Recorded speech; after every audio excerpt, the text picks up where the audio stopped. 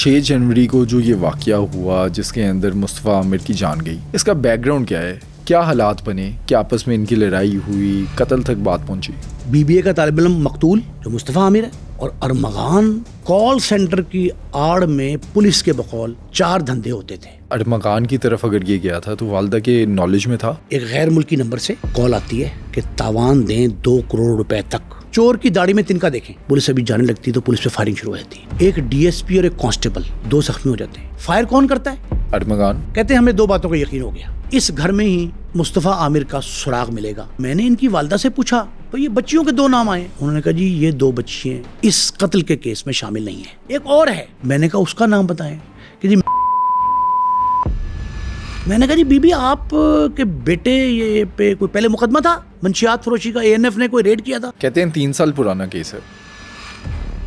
20 فروری کے دن ارمغان نے اعتراف کر لیا قتل کا۔ کس نے اختیار دیا ارمغان کو کہ وہ اپنے گھر منصوبہ بندی کے تحت بلائے، لوہے کے راڈ سے گھائل کرے، چلنے سے معذور کر دے، بڑی رائفل کے فائر مارے، گاڑی میں ڈال کے اغوا کر کے دوسرے صوبے میں لے جائے، وہاں نظر آتش کر دے؟ اگر اس دن ناکے پہ روک لیا جاتا تو مصطفیٰ عامر جو ہے اس کی جان بچ جاتی۔ میرا خیال تھا کہ نور مقدم کے کیس میں ظاہر جعفر کو ایسی سزا مل جائے گی کہ دوسرا ظاہر جعفر پیدا نہیں ہوگا۔ اب ظاہر جعفر کی شکل میں ایک ارمغان پیدا ہو گیا۔ مصطفیٰ عامر کا قتل کیس یا امیر بچوں کی گنڈا گردی کی کہانی۔ قتل کا مرکزی ملزم ارمغان کون سا غیر قانونی دھندا کرتا تھا؟ ماضی میں درج کیے گئے مصطفیٰ عامر پر ڈرگ کیس کی حقیقت کیا ہے؟ اور مصطفیٰ عامر کی قبر کشائی کے بعد کیا کیا ٹریسز ملے؟ یہ سب حقائق جانیے آج کے اس پوڈ کاسٹ میں۔ سنو کرائم پوڈ کاسٹ کے 90% ویورز وہ ہیں جنہوں نے اب تک سنو ڈیجیٹل کو سبسکرائب نہیں کیا۔ اگر آپ کے خیال میں نے آپ کو ویلیویبل کنٹینٹ دیا ہے تو ابھی سنو ڈیجیٹل کو سبسکرائب کریں تاکہ میں اور نئی مصطفیٰ صاحب آپ کے لیے ویلیویبل کنٹینٹ بناتے رہیں۔ نعیم صاحب، کراچی کے مصطفیٰ عامر کا قتل کیس، دوست نے پہلے تشدد کیا، اس کے بعد اس پر فائرنگ کی اور پھر بلوچستان لے جا کر زندہ جلا دیا۔ یہ جو پورا واقعہ ہوا یہ تھا کیا؟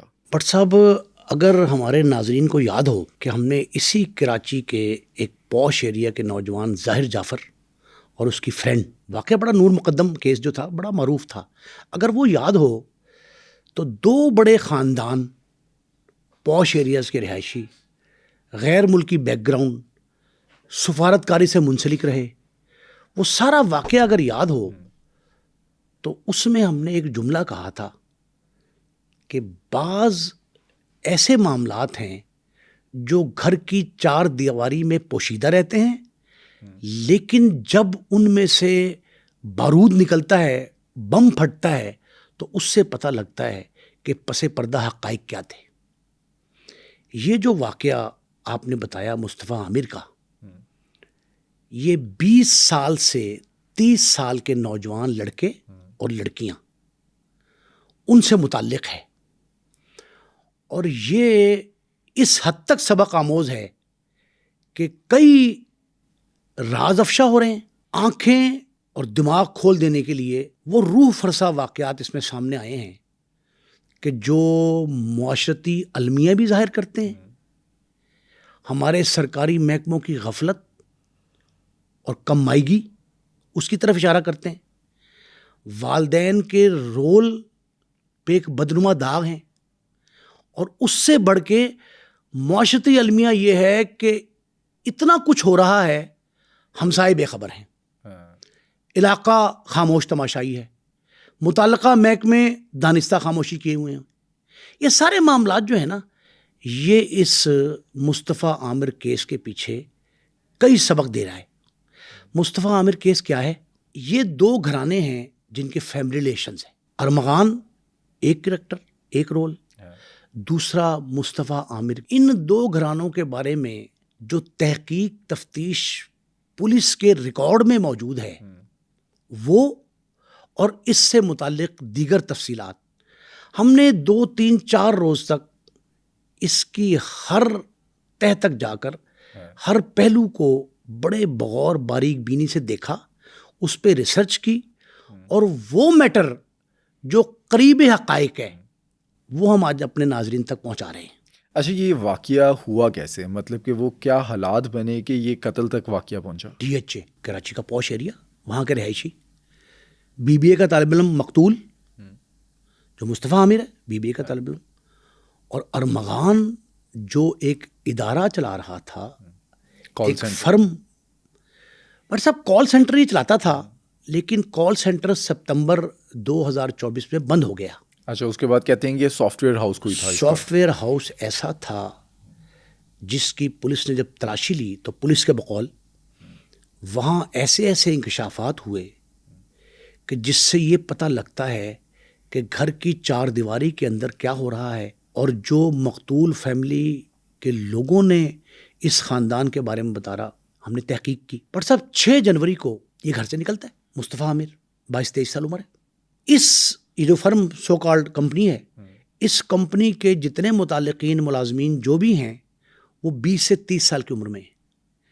ان میں درجنوں لڑکے لڑکیاں شامل ہیں. یہ 6 جنوری کو یہ جاتا ہے گھر سے. اس کی والدہ ہیں مصطفیٰ کی وجیہہ عامر, بڑی پڑھی لکھی خاتون ہے ماشاءاللہ. میری بہت ڈیٹیل ان سے گفتگو ہوئی ہے.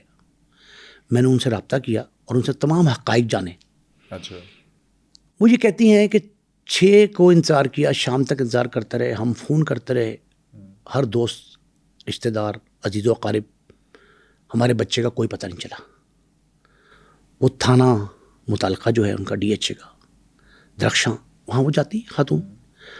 وہاں جا کے وہ کہتی ہے پولیس والوں سے کہ میرا بیٹا 22-23 سال عمر ہے, مصطفیٰ عامر اس کا نام ہے, عامر شجاع میرے ہسبینڈ ہیں, وہ ریٹائرڈ آفسر ہیں ایکسائز ٹیکسیشن کے, تو وہ میرا بچہ لاپتہ ہے. وہ کہتے ہیں تحریر دے دو. یہ خاتون زبانی بتاتی ہیں, تحریر نہیں دیتی, بیان دیتی ہیں. استغاثہ 2 طرح کا ہوتا ہے, درخواست 2 طرح کی. ایک یہ ہے کہ آدمی تحریر دے اپنی, ایک یہ ہے کہ بیان دے. پولیس والوں نے ان کا بیان لیا اور بیان میں ہی انہوں نے شک ظاہر کیا وجیہہ عامر نے کہ میرے بیٹے کو نامعلوم فرد یا افراد, مطلب اٹ کوڈ بی 1 اور مور دین 1, یہ FIR کی تحریر ہے. یہ مقدمے میں درج تھانے میں جو ہے اس میں یہ کہتی ہیں کہ مجھے شک ہے, قوی شک ہے, شبہ ہے کہ میرے بچے کو کسی ایک شخص نے یا کئی افراد نے اغوا کر لیا ہے. پولیس والے 365 تعزیرات پاکستان کی دفعہ اس کے تحت مقدمہ درج کر لیتے ہیں. اچھا, کیا والدہ کو پتا تھا کہ اس نے جانا کدھر ہے؟ ارمغان کی طرف اگر یہ گیا تھا تو والدہ کے نالج میں تھا؟ دیکھیں, روٹین میں کوئی بچہ ہمارے گھر سے باہر جاتا ہے تو ہم کہتے ہیں کزنس کے ساتھ گیا ہوگا, پھپھو گھر گیا, ماموں گھر گیا, چچا گھر گیا, ٹھیک, نانو گھر گیا, دادو گیا. لیکن 22-23 سال کا اگر بچہ جاتا ہے تو والدہ تو پوچھتی ہیں کہ کدھر جانا ہے. بچہ روٹین میں ارمغان کے گھر جاتا تھا. اس کمپنی کا ایک فرد تھا, گھریلو تعلقات مراسم تو تھے, یہ تو سارے ماننے, پولیس تفتیش میں لکھا ہے کہ گھریلو تعلقات تھے. خاصی بڑی ہیوی تفتیش ہے پولیس کا ریکارڈ جو میں نے سارا جو ہے نا گو تھرو کیا ہے. پولیس کہتی ہے کہ یہ والدین کو پتہ تھا, علم تھا کہ یہ فلاں جگہ پہ جاتا ہے, کاروبار کرتا ہے, جاب کرتا ہے, یہ الگ بات ہے, لیکن یہ علم تھا وہاں جاتا ہے. انہوں نے ارمغان کے گھر بھی لامحالہ پتہ کیا, ہر جگہ پتہ کیا, پتہ نہیں چلا. وہ اپنی گاڑی پہ گیا تھا, اپنی گاڑی خود ڈرائیو کر کے. پورے شہر کے CCTV کیمرے جو ہیں چھان مارے گئے کہ کہیں گاڑی دیکھی گئی, گاڑی کہیں نہیں تھی. انہوں نے کہا جی کہ یہ اب کافی دن گزر گئے تو یہ شک شبہ جو ہے وہ یقین میں تبدیل ہونے لگا کہ واقعتاً کسی نے اس کو اغوا کیا ہے. لیکن اسی بیچ میں جو مصطفیٰ کی والدہ ہیں انہیں ایک رینسم کال بھی آتی ہے. بیرون ملک سے ایک غیر ملکی نمبر سے ایک کال آتی ہے کہ تاوان دیں 2 کروڑ روپے تک. انہوں نے وہ نمبر سیو کر لیا, پولیس کو دے دیا, پولیس سے شیئر کیا نمبر. وہ نمبر غیر ملکی تھا. پولیس اس نمبر کے ذریعے CCTV فوٹیج کے ذریعے وہ سارے کا سارا جو جیو فینسنگ تھا اس کے ذریعے یہ تلاش کرتی ہے کہ نوجوان کی گاڑی کہاں گئی. 2-3 سپاٹس پہ چیک کرنے کے بعد وہ ایک دم پھر لاپتہ, کچھ پتہ نہیں چلتا تھا. اس کال کو ٹریس کیا گیا جس کے تحت یہ پتہ لگا کہ یہ کال جس شخص نے کی ہے وہ یہ بھی ممکن ہے کہ پاکستان میں بیٹھ کے غیر ملکی سم استعمال کر رہا ہو. یہ بھی رینسم کے لیے ایک طریقہ ہے, پاکستان میں بھی ہے, دنیا جہان میں ہے کہ وہ پاکستان سے ہی کال کرے لیکن غیر ملکی سم کے ذریعے. تو پولیس اس کی ادھر لوکیٹ کرتی رہی, ڈھونڈتی رہی, کچھ پتہ نہیں چلتا. ایک شک گزرا پولیس کو کہ یہ ارمغان جو ہے یہ آخری وقت تک 7 تاریخ کی صبح ارلی مارننگ تک تمام شواہد موجود ہیں کہ گاڑی یہاں انٹر ہوئی ہے, گھر میں گئی ہے, اس کے بعد اس کا کوئی پتہ نہیں. پولیس والدہ کے پوچھا، اس سے بات کی، اس نے کہا جی یہیں جاتا آتا تھا، اس سے ملتا تھا، ہمارا فیملی فرینڈز ہیں فلاں. پولیس وہاں جاتی ہے ریڈ کرنے کے لیے، اور یہ جاتی ہے اس وقت جب 1 ماہ تقریباً گزر چکا ہے، یعنی 8 فیبروری، اس ماہ کی 8 تاریخ کو وہاں جاتی ہے، نوک کرتی ہے، کوئی نہیں آتا، دروازہ کھلواتی ہے، کھلتا ہے، پولیس ابھی جانے لگتی ہے تو پولیس پہ فائرنگ شروع ہو جاتی ہے. اچھا. اس سے پہلے آپ یہ چور کی داڑھی میں تنکا دیکھیں، ایک ڈی ایس پی اور ایک کانسٹیبل 2 زخمی ہو جاتے ہیں فائر لگنے سے. فائر کون کرتا ہے؟ ارمغان. ہمسائے بھی فائرنگ کے بعد ان کے باہر نکل آتے ہیں، رش لگ جاتا ہے. پولیس کو دیکھ کے ویسے ہی رش تھا. اب میں نے یہ سوال کیا ایک ڈی ایس پی سے، متعلقہ ڈی ایس پی جو ہیں، میں نے کہا جی یہ بغیر سوچے سمجھے فائرنگ ہوئی ہے یا ڈیلیبریٹ اٹیمپٹ ہے؟ اس نے کہا پولیس تو باوردی تھی، گاڑی بھی کھڑی تھی، ہوٹر چل رہا تھا، تو یہ اس نے پولیس پہ دانستہ فائرنگ کی. میں نے کہا جی اس کی ریزن کیا تھی؟ کہتے ہیں ہمیں 2 باتوں کا یقین ہو گیا. ایک تو یہ یقین ہو گیا کہ اس گھر میں چور ہے، اور اس گھر میں ہی اس مصطفیٰ عامر کا سراغ ملے گا. ایک تو یہ یقین ہو گیا کہ فائر ہوئی ہے، ریٹیلیشن ہوئی ہے، مزاحمت ہوئی ہے. دوسرا اس نے کہا کہ یہ بات بعد میں ثابت ہوئی کئی روز بعد کہ پولیس پہ فائرنگ کرنے کا مقصد یہ تھا کہ پولیس کو انگیج کر دیا جائے. اس دوران وہ وہاں سے شواہد پہلے تو اس کو یقین تھا کہ ہم نے لاش ٹھکانے لگا دی ہے، بندہ غائب ہے، ثبوت نہیں ملے گا، ہم پہ کوئی الزام ہی نہیں آئے گا. اپنی طرف سے ملزم جو ہے وہ بالکل شک و شبہ سے بالاتر ہو کے سو جاتا ہے، لیکن کہیں نہ کہیں چور جو ہے نا اپنے نشان چھوڑ جاتا ہے. چوری کے نشان نہیں مٹتے، قتل چھپتا نہیں، خون جو ہے وہ خود آواز دیتا ہے. یہ مشہور مثالیں. وہاں کیا ہوتا ہے کہ جب پولیس پہ فائرنگ ہوتی ہے، وہ کہتی ہے ہمیں دوسرا شک یہ گزرا، اس کو ہم نے چیک کیا کہ ہمیں انگیج کیا گیا فائر کر کے کہ پولیس پارٹی کو انگیج کر لو. اس دوران ملزم جسے یقین نہیں تھا کہ پولیس مجھے پرسو کر کے پکڑ لے گی، قابو کرے گی، ملزم ارمغان جو ہے وہ وہاں سے وہ ثبوت مٹاتا ہے اپنا ڈیٹا کمپیوٹر کا، بندوقیں سائڈ پہ کرتا ہے. اس کے گھر سے اسلحہ ملا ہے بڑی تعداد میں، جدید اسلحہ، رائفلیں، پسٹل وغیرہ نہیں، چھوٹا ہتھیار نہیں، بڑے گنز، وہ گنز ملی ہیں. وہ کہتا ہے کہ یہ جب ہمیں یہ یقین ہوا کہ یار اس نے ہمیں انگیج کیا، ہم نے اپنے زخمیوں کا علاج کرایا، وہ ماشاءاللہ ٹھیک ہے، دونوں ڈی ایس پی بھی کانسٹیبل بھی وہ فائن. اب یہ جب اس طرح معاملہ چڑھتا ہے، پولیس فائرنگ بھی برداشت کر لیتی، سارا کچھ ہوتا ہے، پھر کال کی جاتی ہے، کراچی بھر کی پولیس وہاں آ جاتی ہے، اور یہ کہا جاتا ہے کہ ہم ایک گھر میں ریڈ کرنے گئے تھے، وہاں سے اشتہاری مجرموں نے، پولیس کا پہلے کال چلی ہے وہ یہ ہے کہ اشتہاری مجرموں نے مزاحمت کی ہے اور پولیس پہ فائرنگ شروع کر دی ہے، یک طرفہ. جوابی فائرنگ تو نہیں، پولیس نے تھوڑی فائرنگ کی تھی، پولیس تو گھر میں انٹر ہو رہی تھی جسٹ فار ریڈ، سرچ کرنا تھا نا، سرچ کے لیے جا رہی تھی. پولیس پارٹیاں آ جاتی ہیں اور وہ چاروں طرف سے گھر کو گھیرے میں لیتی ہیں، اور ملزم سے وہی طریقہ اپناتی ہیں کہ ہمیں حوالے کر دو وگرنہ سخت ایکشن ہوگا. تو وہ پھر گھر والے سارے کہتے ہیں کہ فوراً خاموش ہو جاؤ. فائرنگ رکتی ہے ارمغان کے گھر سے، پولیس والے آتے ہیں اندر، اس کو پکڑ لیتے. اچھا، اسی بیچ میں جو ارمغان کے گھر پہ لیپ ٹاپس تھے، کہتے ہیں کہ 64 لیپ ٹاپس وہاں سے ملے، ڈیلیٹ کر دیا گیا تمام ڈیٹا. اس کو ڈر بھی یہی تھا کہ اگر پولیس آ گئی اور پولیس نے دیکھ لیا جو وہ وہاں پر کام کرتے تھے وہ بے نقاب ہو جائیں گے. بٹ صاحب پولیس نے دوران تفتیش ارمغان اور شیراز اس کا ایک دوست 2 پکڑے. ان سے تفتیش کے دوران جو انکشافات ہوئے نا، اس کی روشنی میں ایک رپورٹ تیار کی ہے. کیا لکھا؟ اس رپورٹ میں یہ باتیں لکھی ہیں کہ کرپٹو کرنسی ایک نشہ ہے، ویڈ ایک پودے کو کہتے ہیں، وہ پودا جو آئس سے بھی خطرناک نشہ پیدا کرتا ہے. ویڈ کا نشہ خود کرنا، ویڈ نوشی اور ویڈ فروشی، وہ نشہ فروخت بھی کرنا. 2، تیسرا منشیات کی دیگر اقسام، وہ پاکستان اور بیرون پاکستان کمپیوٹر کے ذریعے. یہ جو کام سپٹمبر 2024 سے پہلے جاری تھا کال سینٹر کا، کال سینٹر کی آڑ میں پولیس کے بقول 4 دھندے ہوتے تھے. کون کون سے؟ فوریکس، ہنڈی نمبر 2، ویڈ کا کاروبار نمبر 3، اور منشیات کی 4-5 دیگر اقسام، ان کی فروخت خرید. یہ یہاں پولیس کے بقول ہوتی تھی. یٹ ٹو بی ڈٹرمن اب مزید جب عدالت میں جائے گا کیس، ابھی تو پولیس کا معاملہ ہے، پولیس کی تفتیش ہم بتا رہے ہیں آپ کو. اس کے بعد جو ہے نا پھر ابھی آنا ہے دوسرا مرحلہ، پھر تیسرا مرحلہ، پھر چوتھا مرحلہ. یہ 3 مرحلے باقی ہیں. ہم قبل از وقت یہ بات کہہ رہے ہیں پولیس کے بقول. ایک کمرہ ایسا تھا جو پولیس نے سارے گھر کی تلاشی لے لی لیکن اس کمرے تک نہیں پہنچ سکے.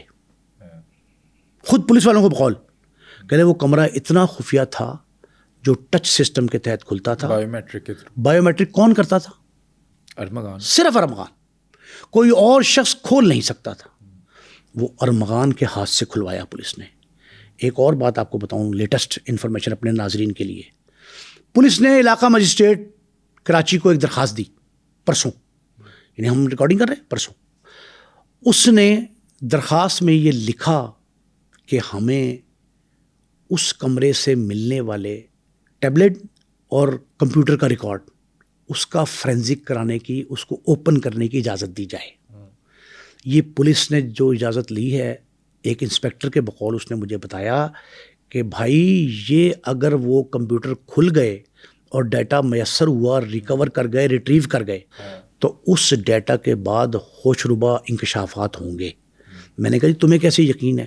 وہ کہتا ہے کہ جو اجلت میں کمپیوٹر بند کرنے کی، اس کو آف کرنے کی، ڈیٹا ضائع کرنے کی کوشش کی گئی، ہم چونکہ اوپر پہنچ گئے تو ہم نے وہ سارا کھلا دیکھا، اور اب اس کو جو ہے نا اثر نو اس کا ڈیٹا جو ہے وہ ہمیں نکالنا ہے. تو وہ جب ڈیٹا نکالیں گے تو آپ کو، اس نے بلکہ مجھے کہا کہ جی خبر تو پھر آپ کو ملے گی جب یہ آپ کو پتہ لگے گا سارا کچھ ہم اکٹھا کر رہے ہیں. میں نے کہا یہ کیا ہے؟ کہتا یہ اتنا خوفناک ایشو ہے جو مصطفیٰ عامر کے قتل تک پہنچا، اور یہ کئی اور جانیں لے سکتا تھا. کئی افراد کی جانے جانے کے ساتھ ساتھ عزت بھی سٹیک پہ تھی. میں نے کہا جی وہ کیسے؟ وہ کہتا ہے کہ یہاں بعض لڑکیاں ایسی تھیں جو یہاں اسی کرنسی کا کاروبار میں شامل تھیں. ایک لڑکی جس خاتون جس کا نام لیا جا رہا ہے باہر ملک سے، یہ پتہ لگ جائے گا ابھی آپ کو، پتہ جب ڈیٹیل آئے گی تو. اس تھانے دار کا یہ کہنا ہے کہ ہم یہ ساری ڈیٹیل اکٹھی کر رہے ہیں تاکہ اور کوئی مصطفیٰ عامر نشانہ نہ بنے. 7 جنوری 2025 کو جو اطلاع پولیس کو پہنچی، اس اطلاع کے بعد پولیس نے اغوا کا 365 کا مقدمہ درج کر لیا. اس مقدمے میں وجیہ عامر یہ کہتی ہیں کہ میرے بیٹے کو اس طرح کسی نے اغوا کر لیا. پولیس پہ فائرنگ ہوتی ہے، پولیس جاتی ہے، جواب ملتا ہے، ریکارڈ لے آتی ہے، پکڑ لیتی ہے، ارمغان کو پکڑ لیتی ہے. اس کی نشاندہی پہ شیراز اٹھایا جاتا ہے. یہ شیراز جو ہے اسے شاویز بھی کہتے ہیں. ایک اور بات اس میں پتہ لگی، یہ 5-7 جو مین کریکٹرز ہیں ان کے سب کے شناختی کارڈ ایک سے زائد ہیں. اچھا. نام مختلف ہیں، ایک میں تو ولدیت بھی مختلف ہے. ارمغان کے بھی 2 آئے ہیں شناختی کارڈ. 2 شناختی کارڈ تو وہ ہیں جو اس سے برآمد ہوئے، جو گھر سے ریکارڈ نکلا ہے، جو ڈیٹا مل رہا ہے اس کے مطابق ان لوگوں کے نام بھی مختلف ہیں، ولدیت بھی تبدیل کی گئی ہے، اور ایڈریس ہر ایک میں مختلف ہے. تو میں نے ان کی والدہ سے پوچھا، وجیہ عامر سے، میں نے کہا بڑا افسوس نہ کہ آپ کا واقعہ کوئی شبہ نہیں ہے، اس میں جوان بچہ گیا آپ کا، تو یہ بچیوں کے 2 نام آئے ہیں. انہوں نے کہا جی یہ 2 بچیاں اس قتل کے کیس میں شامل نہیں ہیں. ایک اور ہے. میں نے کہا اس کا نام بتائیں کہ جی میں یہ نام عدالت میں دوں گی. میں نے کہا جی وہ کیوں، ہم تک تو پہنچ گئے ہیں بہت سے نام. اس نے کہا میں عدالت میں دوں گی اس لیے کہ جو مین سٹریم میڈیا ہے وہ بالعموم، اور جو ڈیجیٹل میڈیا ہے، سوشل میڈیا ہے، وہ بالخصوص ہمارے اس کیس کو غلط رنگ دے رہا ہے. ایسے ہی وجیہ عامر جو ہیں وہ بعض اینکر سے، بعض ویلاگر سے بہت تنگ تھیں، اور وہ کہتی ہیں میں عدالت میں ان کے خلاف سو کروں گی. میں نے کہا جی وجہ کیا ہے؟ انہوں نے کہا جی کہ جو رتب و یابس، جو جھوٹ بے بنیاد کہانیاں بتائی جا رہی ہیں ان کا حقیقت سے کوئی تعلق نہیں. میں نے کہا بی بی آپ کے بیٹے پہ، وہ بہت جذبات میں تھیں، ظاہر ہے ان کا جوان بیٹا گیا ہے، ان کا حق بھی تھا. میں نے کہا جی بی بی آپ کے بیٹے یہ پہ کوئی پہلے مقدمہ تھا منشیات فروشی کا، ANF نے کوئی ریڈ کیا تھا، گرفتار کیا تھا؟ انہوں نے کہا بے بنیاد جھوٹ. کہتے ہیں 3 سال پرانا کیس ہے. انہوں نے ڈینائی کر دیا، انہوں نے کہا ایسی کوئی بات ہی نہیں ہے، یہ بے بنیاد جھوٹ ہے. میں نے کہا جی آپ کے ہسبینڈ کے بارے میں، عامر شجاع صاحب کے بارے میں یہ مشہور ہوا، ان پہ الزام. انہوں نے کہا جی وہ بھی بالکل جھوٹ. یہ اصل میں کچھ ہائپ کریٹ ہو گئی. ایسی کیس میں ہائپ کریٹ ہو بھی جاتی ہے کیونکہ ابھی تک دیکھیں نا اب ہم ریکارڈ پہ کہ اب اتنے دن بعد 1 ماہ اور کوئی 15 دن بعد قبر کشائی ہو رہی. اچھا 6 جنوری کو جو یہ واقعہ ہوا جس کے اندر مصطفیٰ عامر کی جان گئی، اس کا بیک گراؤنڈ کیا ہے؟ کیا حالات بنے؟ کیا آپس میں ان کی لڑائی ہوئی؟ قتل تک بات پہنچی؟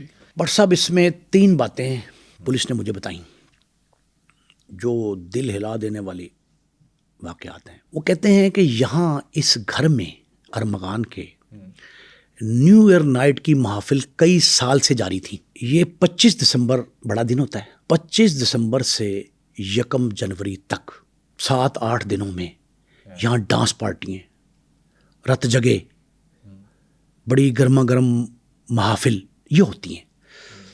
اس دفعہ بھی ہوئیں. اس پارٹی کے دوران مصطفیٰ کو نہیں بلایا گیا. دانستہ ارمغان نے منع کیا اپنے فرینڈز کو بشمول لڑکیوں کے. انہیں کہا جی کہ اس کو اطلاع نہیں کرنی. اور باہر اپنے 2 ملازم، پولیس نے ملازموں سے بہت لمبی تفتیش کی ہے، اس کی ڈیٹیل میرے پاس میں بتاتا ہوں آپ کو بھی. وہ ملازموں کے بقول کہ ہمیں بھی دور رکھا گیا کہ باہر بند رکھو، کسی کو آنے نہیں دینا. ایک پارٹی میں ایک خاتون جو اس وقت امریکہ میں ہے، وہ خاتون سے کافی لمبی بحث وہ ہوتی ہے نیو ایئر نائٹ سے پہلے. وہ خاتون جو ہے وہ ساری کی ساری اطلاعات جو ہے نا ٹیلی فونیکلی ویڈیو کی شکل میں پہنچا دیتی ہے مصطفیٰ عامر کو. اچھا اس کا تعلق ہوتا ہے مصطفیٰ سے؟ مصطفیٰ سے بھی تعلق تھا. ظاہر ہے مصطفیٰ یہ ایک ہی آفس میں کام کر رہے ہیں نا سارے. جب ایک آفس میں ہیں تو تعلق تو ہے، دوستانہ بھی ہے، اور ایک ہی گھر میں بیٹھتے اٹھتے ہیں. یہ دفتر ان کا sort of office as well home, گھر جیسا ہے نا. تو یہ اس کو فون کرتے اور ساری اطلاع کرتی، ویڈیو بھیج دیتی ہے. 2 تاریخ کو مصطفیٰ عامر آتا ہے یہاں ارمغان کے پاس، اور ارمغان کو چھیڑنے کے انداز میں تانا دینے، پولیس کے بقول تانا دینے کے انداز میں کہتا ہے اوے تیری تو بھائی وہ شکایت بڑی آئی ہے وہ فرینڈ سے. وہ کہتی ہے کہ یہ تو جناب ایسے ہی ہے، یہ تو کوئی انجوائمنٹ نہیں تھی، ایسے نیو ایئر نائٹ گزر گئی. اس نے کہا تمہیں کس نے کہا؟ اس نے کہا فلاں نے کہا. ان کی تکرار ہوتی ہے آپس میں چھیڑ خانی پہ. وہ کہتا بلاؤ اس کو. اس لڑکی کو بلا لیتے ہیں. یہ 3-4 لڑکیاں 2-3 لڑکے، ان کی میٹ بھیڑ ہو جاتی ہے جنوری میں. یہ میٹ بھیڑ ہوتی ہے تو وہ تھپڑ گھونسے، یہ ان کے بقول وہ تھوڑی سی میٹ بھیڑ ہوتی ہے. وہ گھر چلا جاتا ہے. 2-3 دن وقفے، یہ ظاہر ہے اسے تکرار میں گلا شکوہ بھی پیدا ہوتا ہے، لڑائی بھی ہوتی ہے. یہ گھر چلا جاتا ہے اور پھر یہ پلان کرتا ہے ارمغان. پولیس کا ریکارڈ یہ بتاتا ہے جو پولیس نے ضمنییں لکھی ہیں ابتدائی ضمنی میں پولیس نے یہ لکھا کہ وہ بلاتا ہے اس کو دھوکے سے شیراز کے ذریعے. شیراز سے کیسا ہے اس کو بلاؤ، اس لڑکی کو بلاؤ، اور یہ جو اس نے کی تھی اس کا بدلہ لیں گے ہم اس کے. ارمغان اس کو بلاتا ہے. 6 تاریخ کو طے شدہ پروگرام کے مطابق وہ آتا ہے. یہ اسے اس خفیہ کمرے میں لے جاتا ہے جہاں کھولنا بند کرنا صرف اختیار کس کا ہے؟ ارمغان کا. اس کے فنگر پرنٹ سے کھلتا ہے. اس کے فنگر پرنٹ سے کھلتا ہے.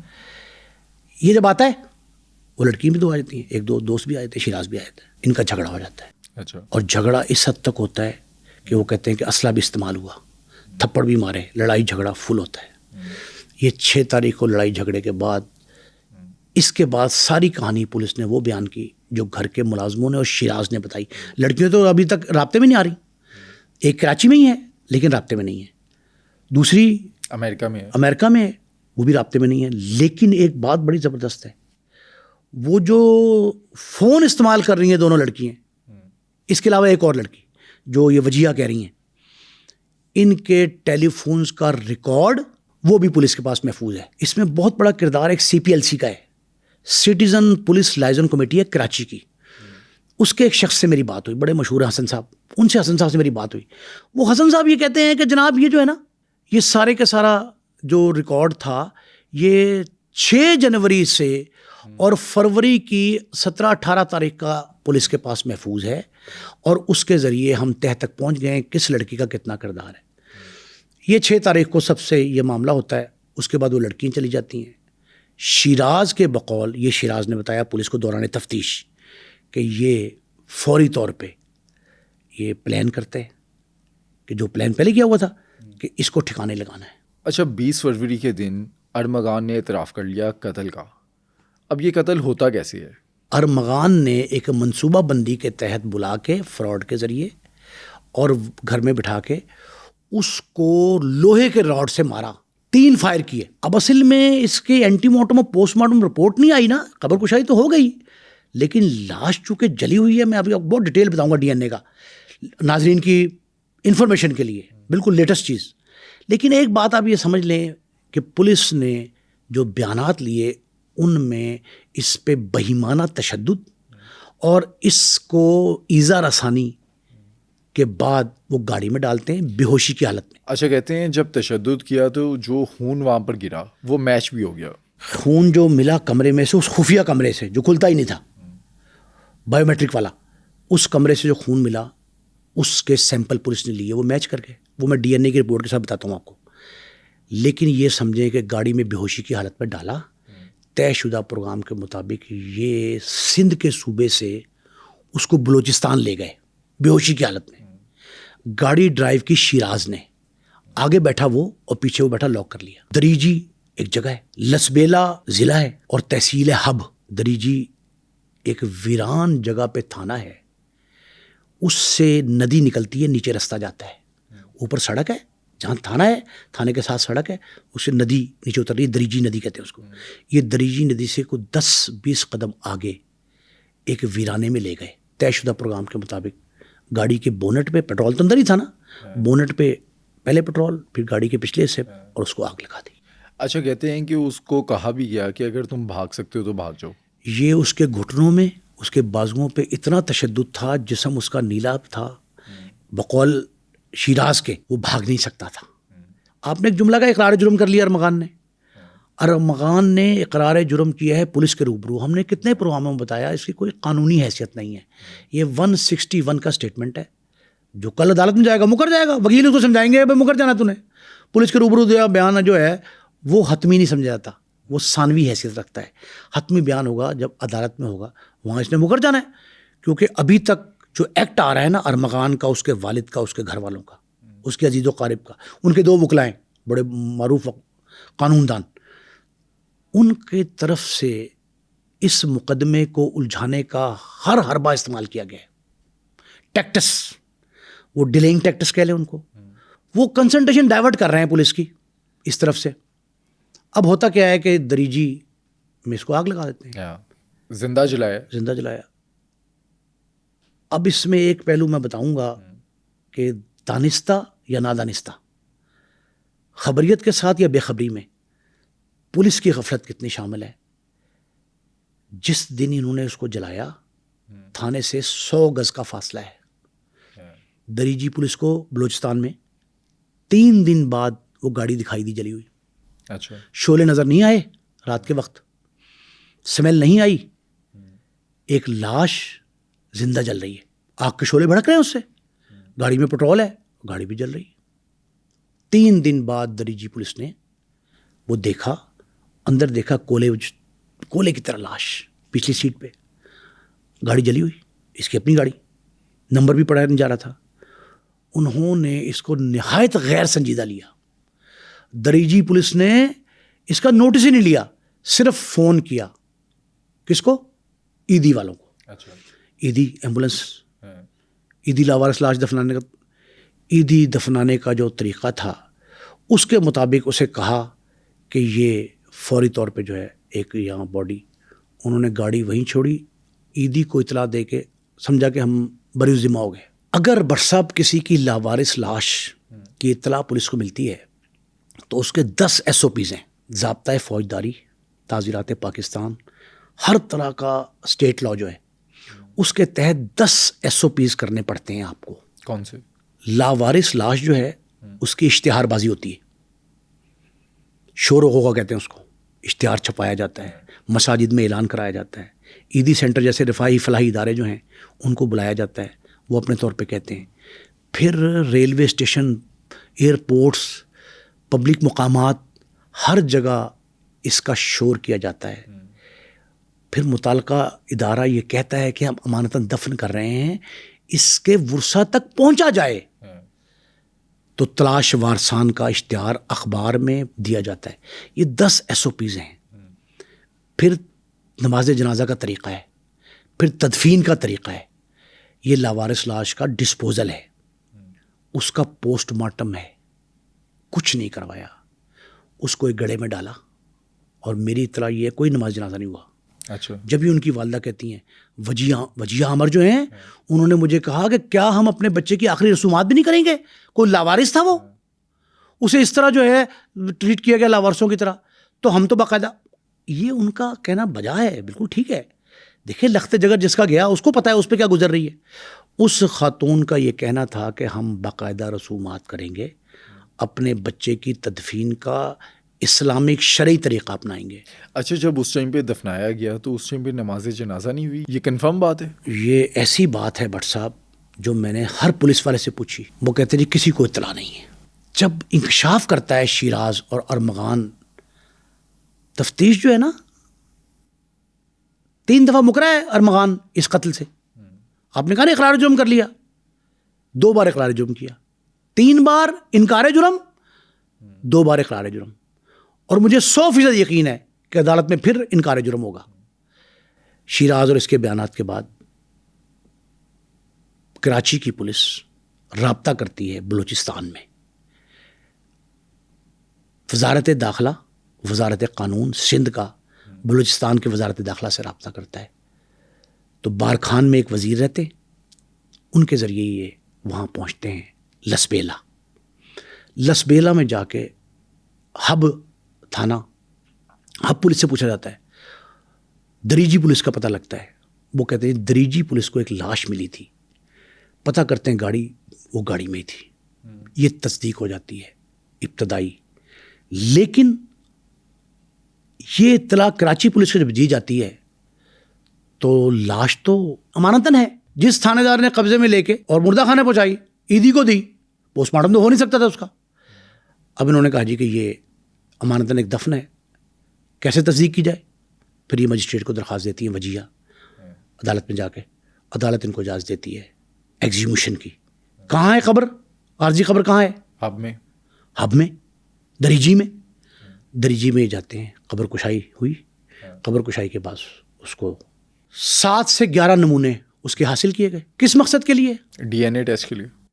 ڈی این اے ٹیسٹ اس مرض کی دوا ہے کہ شناخت ہو کیا واقعی یہ مصطفیٰ عامر ہے، اسی کی لاش ہے۔ ابھی تک 365 کا مقدمہ ہے کراچی کے تھانے میں، اور نامعلوم لاش ملی ایک روزنامچے میں رپٹ ہے، سمپل رپٹ، کہاں؟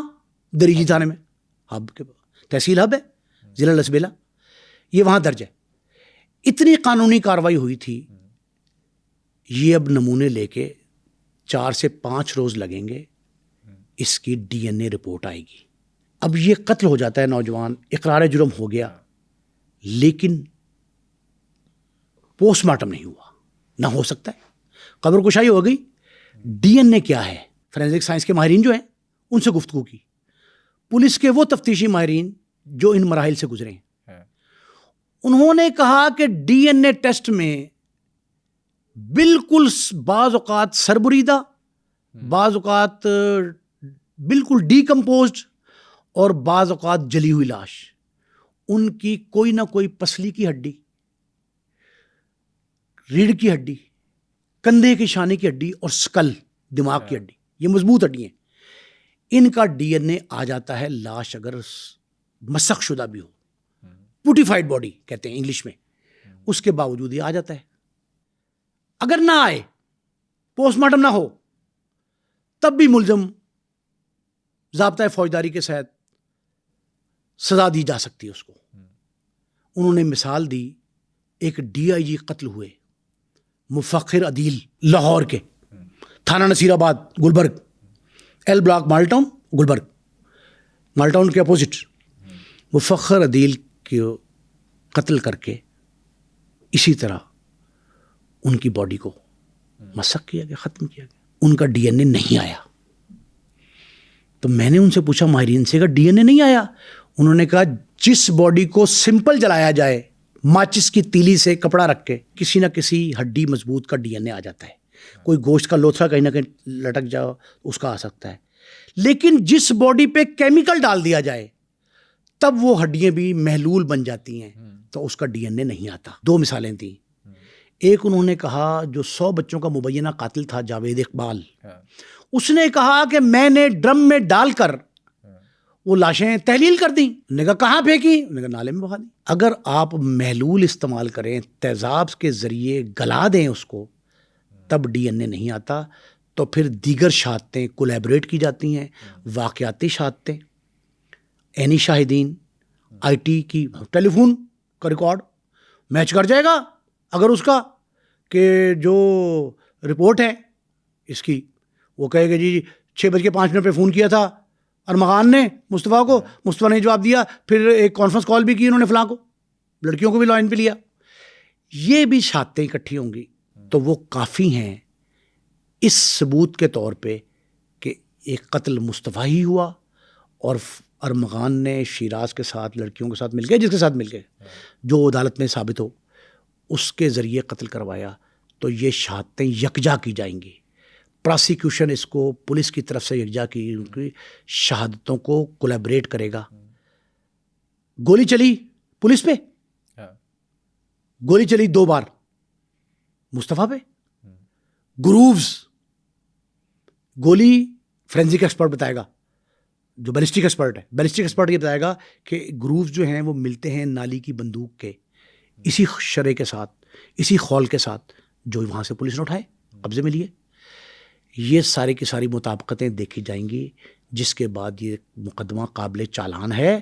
ارمغان کا بیان پولیس کے روبرو, عدالت کے روبرو, اگر فرق بھی ہوگا تو پولیس اس کی تصدیقی بیانات لے گی, شواہد اکٹھے کرے گی محلے سے, سی سی ٹی وی فوٹیج کا جیو فینسنگ کروائے گی, پھر عینی شاہدین, پھر سب سے بڑھ کے وجیہ عامر کے گھر میں تو صف ماتم ہے, لیکن ان کی جرت کو سلام ہے کہ انہوں نے جس طریقے پہ یہ کیس لڑ رہی ہیں اور جس انداز سے انہوں نے گفتگو کی ہے, اس سے یہ لگتا ہے ہمیں محتاط رویہ ذمہ دارانہ رکھنا چاہیے. دیکھیں بات تو صحیح ہے بٹ صاحب, جیسے بھی حالات ہوں, لیکن یہ بے سر و پا جو ہے نا, یہ باتیں نہیں کرنی چاہیے حقائق سے ہٹ کے.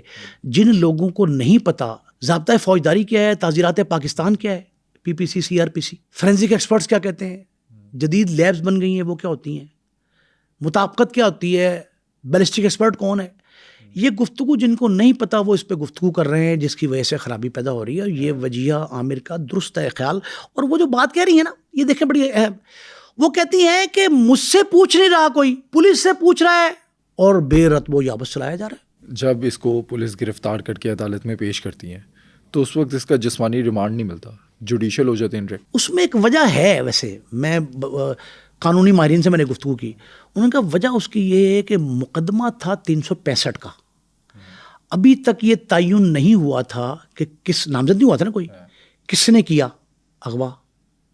یہ تو بالکل نہیں تھا کہ قتل ہو چکا کہ نہیں ہے, شناخت نہیں ہوئی تھی, کوئی مل نہیں رہا تھا کچھ, تو عدالت نے اس کو جوڈیشل کر دیا, جیل بھجوا دیا. لیکن اگر 2 3 4 روز کا ریمانڈ پہلے مل جاتا تو یہ انکشاف, آج جو 1 ماہ لگا دیا ہم نے اس ایشو میں, یہ پہلے انکشاف انگیز گفتگو ہو جاتی اور مقدمہ 365 کی بجائے 302 میں کنورٹ ہو جاتا. آپ نے وہ خبر دیکھی ارمغان جب کمرے عدالت میں بے ہوش بھی ہو گیا جس دن اس کے ریمانڈ کا فیصلہ آنا تھا؟ دیکھیں ڈائلما المیہ کیا ہے, المیہ یہ ہے کہ جو میں نے کہا نا مختلف پہلو پوشیدہ ہیں اس میں, اس کیس میں, اس میں بہت امیر خاندان ہیں, فریقین جو ہیں, سارے فریقین, یہ نہیں کہہ رہا کہ ملزم فریق اور مدعی فریق, گواہ فریق, بچیاں جو خواتین جن کے نام آ رہے ہیں ان کے خاندان, وہ سارے ویل آف بھی ہیں, ویل کنیکٹڈ بھی ہیں, اثر و رسوخ والے ہیں, نامور صنعت کار تاجر کار خاندان, بہت تاجر برادری بڑی بڑی, وہ سارے اس میں انوالو ہیں. اچھا, لیکن یہ ہائی پروفائل کیس ہونے کی وجہ سے جو گورنمنٹ کا سٹانس ہے وہ بڑا کلیئر ہے اور وہ مانیٹرنگ کر رہی ہے. اس کو ہر سطح پہ مانیٹر کیا جانا چاہیے. ہم اس طرح کے کیس کو ٹیسٹ کیس نہیں بناتے, ماڈل کیس نہیں بناتے, اس کو ماڈل کیس بنا کے سبق آموز بنایا جائے دوسروں کے لیے. دیکھیں ہم بار بار کہتے ہیں کہ آئے روز ایسے واقعات کیوں ہوتے ہیں. میرا خیال تھا کہ نور مقدم کے کیس میں ظاہر جعفر کو ایسی سزا مل جائے گی کہ دوسرا ظاہر جعفر پیدا نہیں ہوگا. ایسی ہے. اب ظاہر جعفر کی شکل میں ایک ارمغان پیدا ہو گیا. صرف وہاں مقتول اس کراچی میں اور اسلام آباد میں مقتولہ، اتنا فرق ہے، کیس سیم ہے، کہانیاں وہی ہیں. کیوں ہوا رپیٹ؟ وقت کرتا ہے پرورش برسوں، حادثہ ایک دم نہیں ہوتا. یہ جو حادثات آئے روز رونما ہو رہے ہیں، اس کی وجہ صرف یہ ہے کہ ہمارے وہ ادارے جن کو جو کام کرنا ہے وہ اپنی ذمہ داری سے عہدہ برا نہیں ہو رہے. ایک، پولیس تفتیش ٹھیک نہیں کرتی، پراسیکیوشن چالان کو بہتر طور پہ دیکھتی نہیں. اثر و رسوخ، میں نے کہا کہ کرپٹو کرنسی کا کام کرتے کرتے خود کرپشن میں دلدل میں، کیوں نہیں پتا چلا ہمارے اداروں کو؟ کیوں خاموش رہے؟ اس طرح کے کام تو رات کے اندھیرے میں بھی نہیں ہو سکتے اگر پولیس جاگ رہی ہو. ہمارے یہ محکمے سو رہے ہیں تو اس طرح کے کرپٹو کرنسی والے ملزمان جاگ رہے ہیں، وہ کام دکھا رہے ہیں اپنا. اب یہ جتنے کی 64 یہ ملے ہیں لیپ ٹاپ، ایک ایک کا فرینزک کیا جائے، ہر کریکٹر جو ہے وہ پبلک کیا جائے عدالت کے ذریعے. میں بہت ہم نے سب نے مخالفت کی ہے، ہمارے چینل سے آپ دیکھ لیں ہم بار بار مخالفت کرتے ہیں کہ جعلی مقابلے نہیں ہونے چاہیے، لیکن اصلی تفتیش سے کس نے منع کیا ہے؟ مقابلہ جعلی نہ ہو، تفتیش تو اصلی ہونی چاہیے نا. جو ملزم ہے ذمہ دار، اس کو قرار واقع سزا تو جنون ملنی چاہیے. یہ کیوں نہیں ملتی؟ کہ ہم اپنا جو فرض ہے وہ پراپر نبھا نہیں رہے. ایک اور بڑا اہم پہلو بٹ صاحب، سندھ سے بلوچستان تک کا سفر یہ گاڑی کر گئی، راستے میں کسی ناکے پہ نہیں روکا گیا. ایک وہ ناکہ جو سندھ سے بلوچستان میں داخل ہوتا ہے، مین ہب کے معنی یہ ہوتے ہیں جہاں 1 سے 2 سے 4 سے 10 سے زائد چیزیں پلگ ہوتی ہوں، اسے ہب کہتے ہیں نا. آپ کمپیوٹر استعمال کرتے ہیں تو 10 سوئچ ایک بورڈ میں لگا دو، اسے ہب کہتے ہیں. وہ ہے ہی ہب سے کیسے نکل گئی یہ گاڑی؟ جب اغوا کی وائرلیس ہوئی کراچی کی اس پہ ہر جگہ پہ یہ پتہ لگا کہ ایک شخص اغوا ہو گیا، نوجوان ایک، اور نوجوان بھی عام شخص نہیں ہے، ایک بڑے افسر کا بیٹا ہے جس پہ الزام ہے، وہ نامور خاندان ہے. تو یہ گاڑی ان ناکوں سے کیسے نکلی؟ مین جو سندھ سے بلوچستان میں داخل ہو رہا ہے وہ اتنا حساس اور سینسٹیو ہے کہ وہاں سے تو اگر کوئی جانور گزرنا چاہے غیر قانونی طور پہ تو نہیں گزرنا چاہیے. لیکن آپ کو پتہ ہے کہ ان لوگوں کو صرف پیسے گننے کی عادت ہے. وہ ناکہ اس جیسے 10 اور ناکے جو بلوچستان کی حدود میں آتے ہیں، وہاں انسانی سمگلنگ، پیٹرول کی سمگلنگ، کرنسی کی سمگلنگ، اشیاء صرف کی سمگلنگ، اسلحے کی سمگلنگ، گندم کی سمگلنگ، درجنوں قسم کی سمگلنگ ہو رہی ہے. تو ان کو دھیان ہے صرف اس طرف کہ وہاں سے کچھ مل جائے گا، جیب بھر جائیں گے. وہ اپنی جیبیں بھرنے کے چکر میں ہیں، ان کو یہ پرواہ ہی نہیں تھی. اور میرا خیال ہے کہ اگر چیک کیا جائے ان کے لاگ بک میں تو شاید اس اغوا کا میسج بھی درج نہ ہو. اور اگر اس دن ناکے پہ روک لیا جاتا تو مصطفیٰ عامر جو ہے اس کی جان بچ جاتی، جلایا نہ جاتا. 100% بچ سکتا تھا. بے ہوشی کی حالت میں تھا، اوکے، آپ روک کے صرف شیشہ کھول کے چیک کرتے اس گاڑی کو، اور اگر اس گاڑی میں پیچھے ایک بے ہوش شخص پڑا ہے تو وہیں شک پڑ جانا تھا. کیوں پڑا ہے بھائی؟ کون ہے؟ کہاں سے آ رہے ہو؟ کیوں ہے؟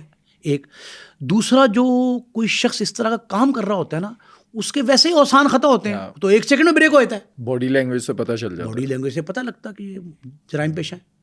پھر کراچی سے گزرتے ہوئے کتنے ناکے آئے ہوں گے سندھ میں، تب بلوچستان میں انٹر ہوں گے. اب دریجی تک جانے تک اور ناکے ہوں گے، پولیس کا گشت ہوگا.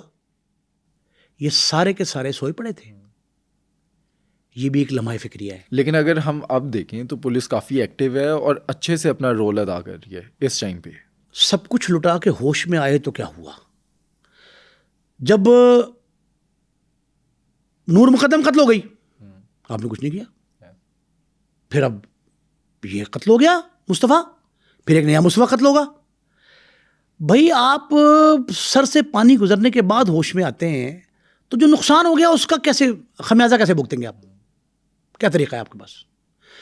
کیا واپس آ سکتا ہے مصطفیٰ عامر؟ کیا نور مقدم زندہ ہو سکتی؟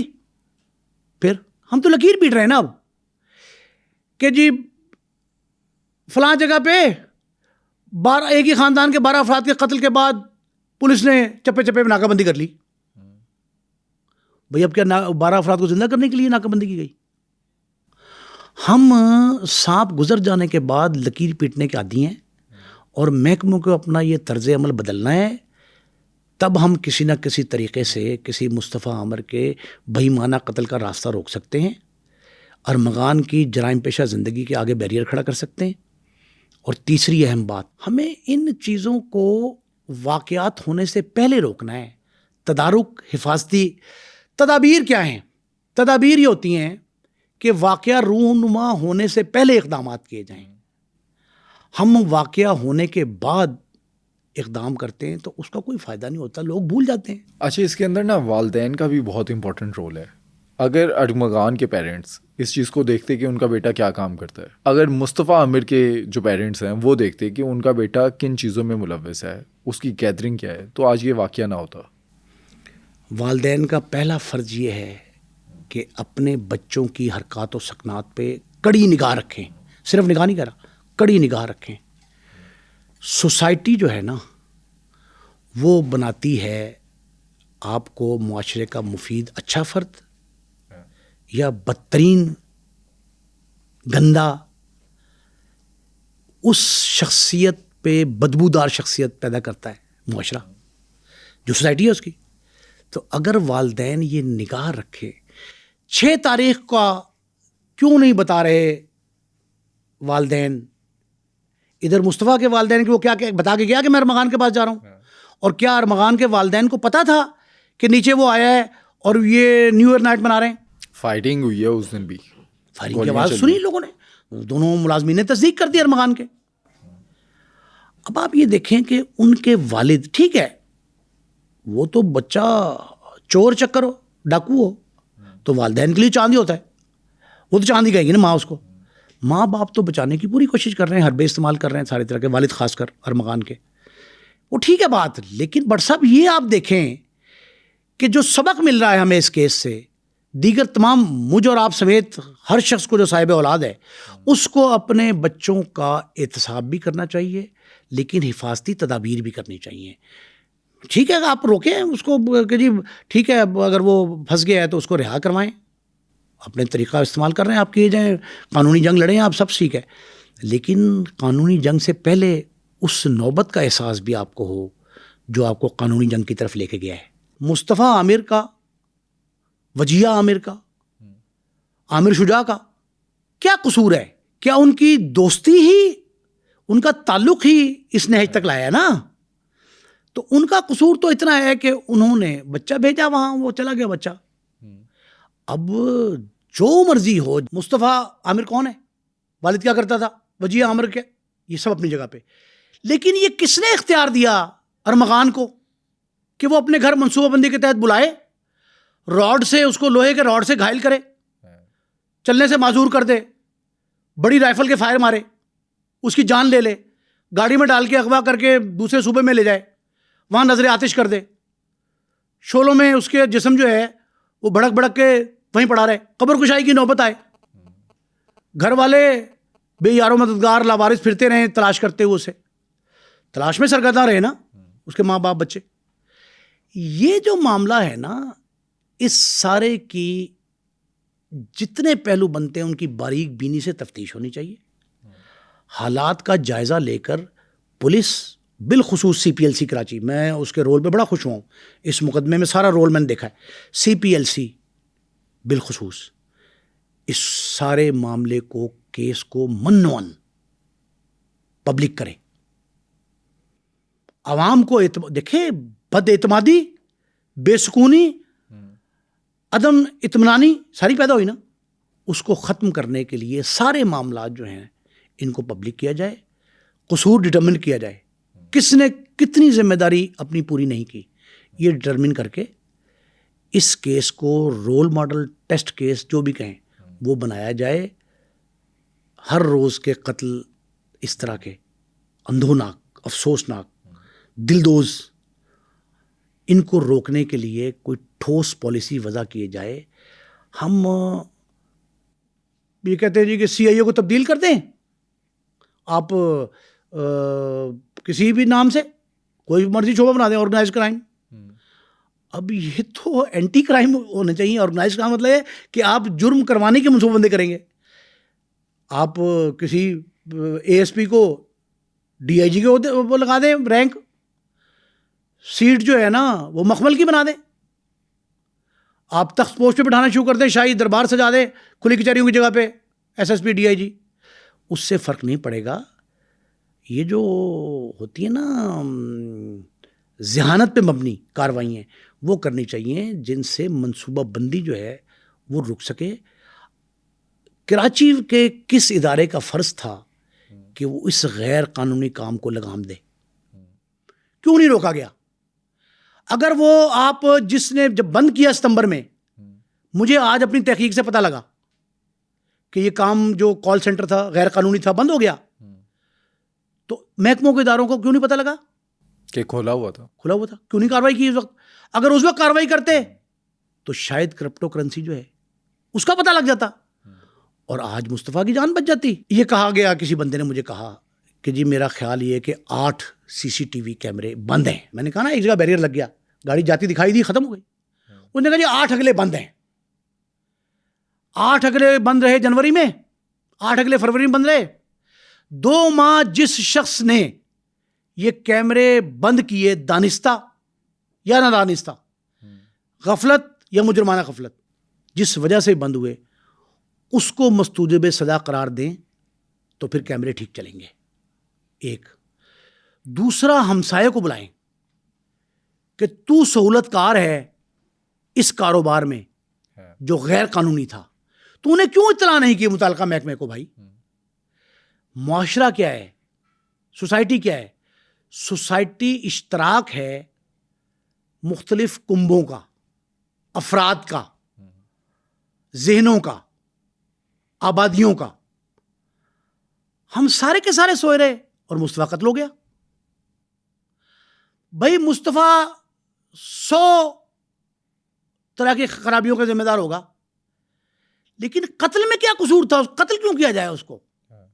قتل تو انسانی خون کا جو ضیاع ہے اس کے ذمہ دار تو ہم سارے معاشرے میں ہیں. ہم سارے کے سارے جو ہیں نا وہ گناہ گار ہیں, مجرم ہیں مصطفیٰ کے. اگر ان ساری گتھیوں کو سلجھایا نہ گیا, دیکھیں DHA بہت نامور قسم کی آبادی ہے, جہاں ایک پلاٹ کی قیمت کروڑوں میں ہے, ٹھیک ہے, اس پہ کروڑوں میں تعمیر بھی ہوتی ہے. ہم نے کروڑوں روپے کی آبادی کے گھر میں غیر قانونی کام بھی کروڑوں اربوں کا کیا ہے, اربوں کا ہی کاروبار ہوگا نا, وہ کیا. 8 کیمرے ٹھیک نہیں کر سکے. آپ یہ بتائیں کہ ہماری یہ جو اس طرح کی حرکات ہیں وہ قتل کی راہ ہموار کرتی ہیں. میں سمجھتا ہوں کہ جو ذمہ دار ہے وہ سہولت کار کے طور پہ اس میں چالان ہو اس مقدمے میں, اور جس طرح اس خاتون کی جو ہے نا جرت کو سلام, وہ جو وجیہہ عامر جو کر رہی ہیں جس طرح کیس فائٹ, وہ اس طرح کرتی رہیں. اور کراچی کی CPLC, کراچی کی پولیس, کراچی کی پراسیکیوشن اور کراچی کی عدالتیں اس کیس کو رول ماڈل, ایک مثال کے طور پہ سزا کے تمام قانونی تقاضے پورے کر کے اصل ملزمان کو, میں تو کہہ رہا ہوں کہ جب تک ثابت نہ ہو عدالت میں جرم ثابت کرنا ہے, ظاہر ہے فورینسک رپورٹ بھی آئے گی, DNA کا ہم نے بتا دیا آپ کو. یہ سارے معاملات کو ملحوظ خاطر رکھتے ہوئے انصاف کے تقاضے پورے کر کے اس کو جو بھی ذمہ دار ہے اس کو کیفر کردار تک پہنچایا جائے, تب مصطفیٰ کو اور اس جیسے لاکھوں افراد کو انصاف مل سکے گا. آج کے پوڈ کاسٹ میں آپ کے سامنے جو ہم نے حقائق رکھے وہ پولیس کی اب تک کی تمام تفتیش ہے, لیکن مصطفیٰ عامر کا اصل قاتل کون ہے یہ شواہد کی روشنی میں عدالتیں فیصلہ کریں گی.